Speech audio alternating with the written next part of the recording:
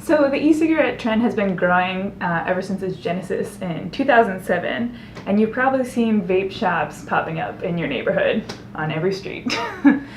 But what are these e-cigarettes, and are they really safer than cigarettes? We're gonna get into it.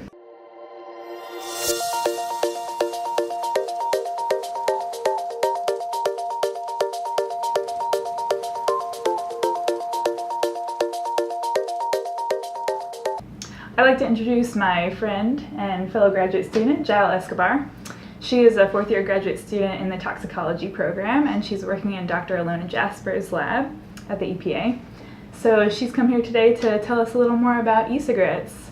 Yael, for those of our viewers that aren't familiar with these devices, can you tell us a little more about them and how they work? Yeah, so an Ecig device, or an Ecig, is a battery-operated device that's attached to a tank, and in the tank you have all these, you have the carrier liquid, you have flavorings, and you have nicotine. So what the Ecig does is it heats it up, this e-liquid, to really high temperatures, and it aerosolizes the e-liquid, and then you inhale it.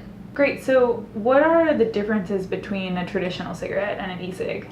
Right, so as I explained previously, an e-cig aerosolizes, meaning it takes, there are many ways to aerosolize something. You can nebulize it, which I won't go into, but in this case you're heating the liquid to really high temperatures, and you're making the liquid into really small liquid droplets that are in a gas and are in the air. So that's what we're doing. That's what an e-cig is doing. But with a cigarette, what's happening is you're burning the tobacco and you're inhaling the smoke. E-cigs, heating it up, aerosolizing it, and inhaling that plume of chemicals. A couple of other things that are different is that tobaccos aren't allowed to have flavorings in them except for menthol, which is a topic for another video. So that was regulated in 2009, and the reason why they did it was to make cigarettes less appealing to children, which is the real kicker, because massive appeal of e-cigs are the variety of different flavors that are present. So within a lab context, how do you study e-cigs, and why is it important to study them? Right, so in a lab context, what we do is we take an exposure chamber, and we put, in the exposure chamber, we put cells. And these cells are airway cells, and what's really cool about our culturing system is that we can expose them to aerosols on top. So they're exposed to air on top and then liquid on the bottom. So that way we can do an aerosol challenge or exposure. So we put our cells in the box, and then we take our e-cig device, we vape it into the chamber to mimic how a person would use an e-cig device. And then the particles and gas are exposed to the cells, and then after the exposure we take the cells and we do a lot of subsequent experiments on them. So are these airway cells, are they like the cells you'd find on the inside of your lung that are going to be directly exposed? Yeah, so there are two ways to do it.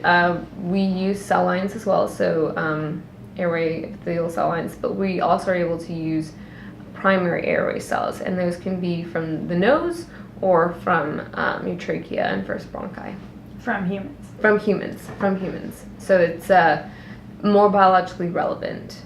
So right now there are no cells in the box. I'm going to turn on the device. You see that aerosol coming in, the box is becoming cloudier, and that's the that's one puff of an e-cig device. Wow. So it's a lot. That's a lot of aerosol. So how much, is there more nicotine, like what's the amount of nicotine that's like in one puff versus like one cigarette? Is there like a correlation, or is there more in e-cigs? It depends on what e-liquid you take. So there are e-liquids that you can get nicotine from like 0, there's no nicotine, to about 36 mg per mil, but I believe most people use 12 mg per mil. At least that's what I've read on forums. It really depends on your user preference. So I know that there's nicotine and these various flavorings inside the e-liquid, but is there anything else? Is that all it takes for a puff? No, so you actually have these other compounds in the liquid, and those are, they're also known as carrier liquids. They are propylene glycol and glycerol, and the reason why they're called carrier liquids is because they carry the nicotine and the flavorings to you once you puff. And so you've probably been exposed to propylene glycol and glycerol in your life. Actually, very commonly, it's in a lot of cosmetic products, and it can also be found in food, and it's fine in those ways. However, what an E-Cig device does, it heats these compounds to really high temperatures, and it forms harmful byproducts such as formaldehyde, acetaldehyde, and acrolein, and those are dangerous. So going back to these flavors that are in the liquids, what effect, if any, do those have on the people inhaling them? Right, so that really depends on what flavoring you're working on. So my lab mate, Philip Clapp, who just actually got his PhD, he actually studied cinnamaldehyde, which is the chemical compound that gives you the flavor of cinnamon. And what he's actually found is that this cinnamaldehyde, or cinnamon flavoring chemical, what it does is it causes immune cell dysfunction, which obviously is rather bad if you're sick. But also what he found was that it caused cholestasis, and that's really bad for an immune defense. In your trachea, or in your airways, you have these ciliated cells, which are these finger-like projections. And what they do is they brush up the mucus in your lungs. And the mucus, why that's important is because the mucus traps any particles that you inhale or any bacteria that you inhale. So the mucus, along with the cilia, they work to clear out your airways. And so you're not increasing your likelihood of getting infected. So when the cinnamon product is put on your ciliated cells, your cilia stops moving, your mucus doesn't move, and so you're not clearing out your lungs. And that's potentially dangerous. So, since there's been research to show some of the negative effects of e-cigarettes and the flavorings, is the FDA doing anything to regulate this? Yeah, so there will be regulation on flavorings in the coming years, and that came in with the deeming rule. Another law that came in with the deeming rule, and that's a regulation from the FDA, was that you're not allowed to sell to minors, so you're not allowed to sell to people who are 18 and younger. However, some states have taken the initiative to push that age limit of purchase to 21. So it seems like a lot of e-cigs are marketed to like younger audiences. I've heard a little bit about the Joule, which is like this very sleek looking e-cig. Yeah, so the Joule Device are interesting because they are, I mean, the company claims that it's not targeted towards students, but it's, looks like a USB drive, it's sleek, there are a variety of different flavors, and it's been exceptionally popular amongst teenagers. And I think the danger of the Joule is that like one Joule pod, the amount of nicotine in one Joule pod equals the amount of nicotine in a pack of cigarettes. So that's a lot. And I remember when I went to talk to students about my research, some of them did smoke Joule and they didn't know how much nicotine was in one Joule pod. They were like, really? And I was like, yes, you are addicted to nicotine. That just gave me chills. Yeah. and then also like a study published from JAMA showed that like teenagers who use e-cig devices are also more likely to start smoking traditional cigarettes.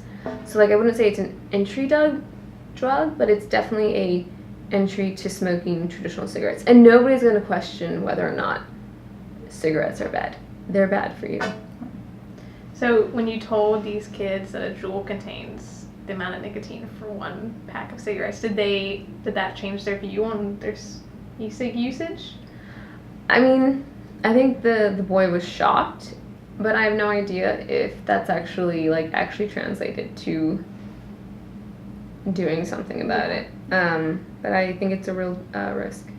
So a lot of users of e-cigs don't just use e-cigs alone, but you mentioned it can lead to cigarette use, and users might even be using marijuana with this too. So do we know anything about the dual use or try use? Yeah, so we know a little bit about dual use.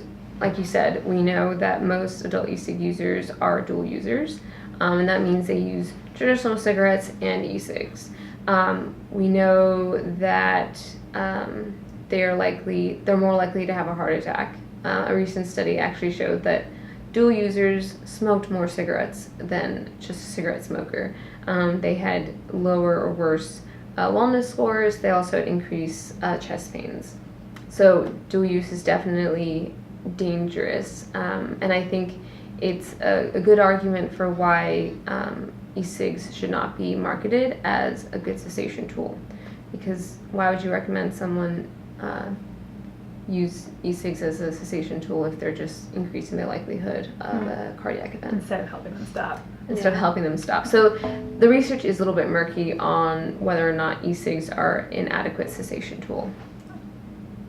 So, I mean, I encounter people using e-cigs on the street all the time, and you see that plume of smoke go right in your face.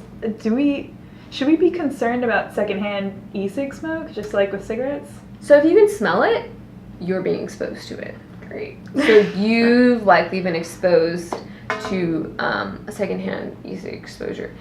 But the research hasn't been done on what those health effects are. So yeah, we don't know. So are e-cigs actually safer than cigarettes? I would say the research isn't there yet. We don't know all the short-term effects of e-cig use. We don't know the long-term effects of e-cig use. We know some of it, but we don't know the whole picture. And I would say when cigarette smoking was being used, we didn't know all the effects, and so people smoked. And a lot of people paid for it. So I think we need to approach e-cig use with caution. It's not a benign water vapor. There are toxic chemicals in the aerosol that's generated from e-cigs, which are known to be harmful to human health. So I think we need to be very cautious, and parents need to be very aware that this is dangerous and this is a very addictive product, especially with all the nicotine. Great. Thanks so much for joining us. Thanks for having me.